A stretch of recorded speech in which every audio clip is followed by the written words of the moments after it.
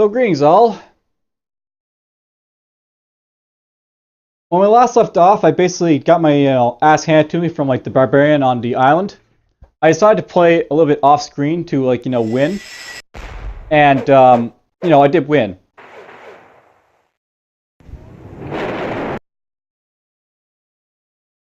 Now let's show you basically what happens like with the cinematics after that.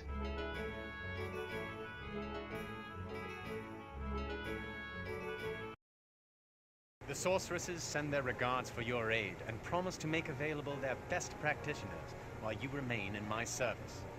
My good general, I require your counsel. The time draws near when we must prepare and launch an attack against my evil brother. My advisors have given me mixed advice.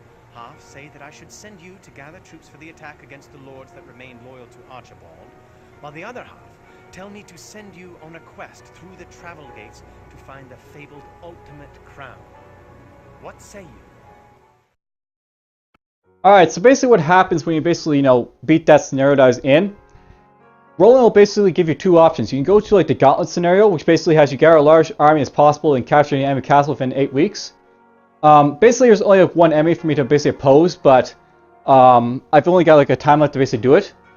Now, I basically read a walkthrough a little bit, and I'll note in the walkthrough, it basically tells you that if you want to basically win this game or this campaign, you really have to like focus on, getting like your like awards in basically the top right over here.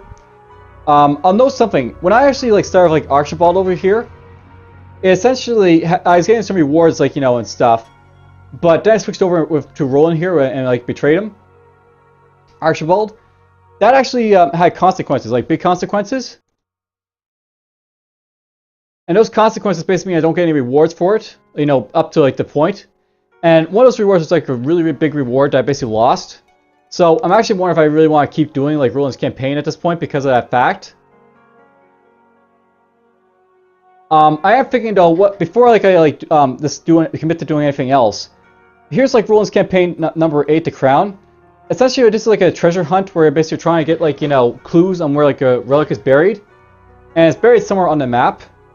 And if you move fast enough, you can basically pick up that reward before like the enemy hero does, and then like this will be beaten. So I'm going to try to beat this campaign, not this mission, but I'm not sure I'll go like any further of Roland's campaign after this, just because of how difficult the campaign is at this point. Just to throw it out there. Because it does, like, it's getting difficult, like, as I go along here, and it's, like, getting annoying to me. Like, really annoying.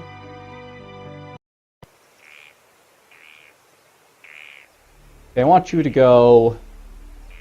where?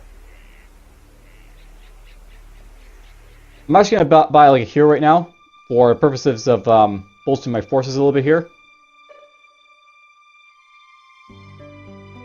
I think I might get the Warlock. Do that. That's what I'm doing here. I'm just going to go like this.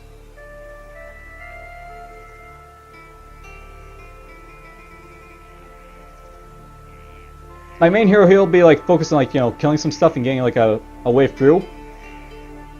But the other guy is like be more or less for picking up stuff. The Fenrir Helm, protection for a small price of 2,000 gold. No.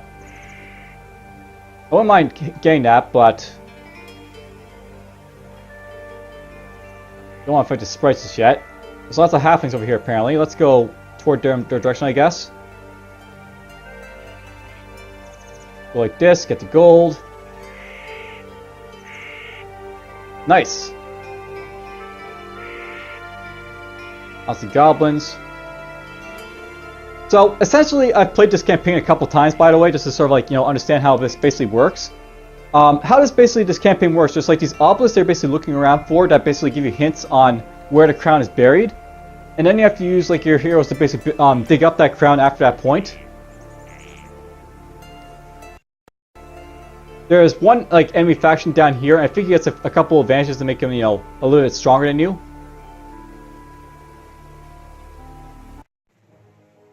So I'm not exactly sure on that. And I just stepped into a battle which I'm probably not going to win, unfortunately. This happens a lot in this game, I find. Like, you'll basically run in and there's like all these like enemies that you have to fight. They're like much stronger than you.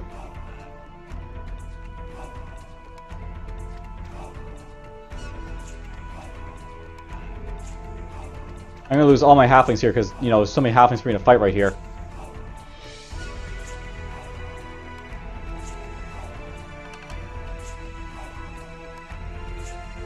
Oh, they get done. I'm not gonna win, so.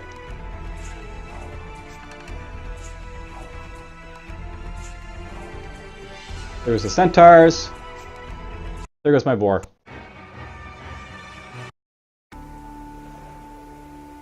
That kind of annoys me, but oh well. I'll note that basically, if I had the chance, basically like the suggestion is like, you know, you can like pick up these dwarves because that's one of the dwarves for Roland's campaign. I could pick up like, you know, the dwarves here and like, you know, go from there. And then here's like the thing, you can use like this dig option. Nothing here where it could be. Where basically you can try and dig up stuff. It basically takes a full day of your hero, but that's basically how it works.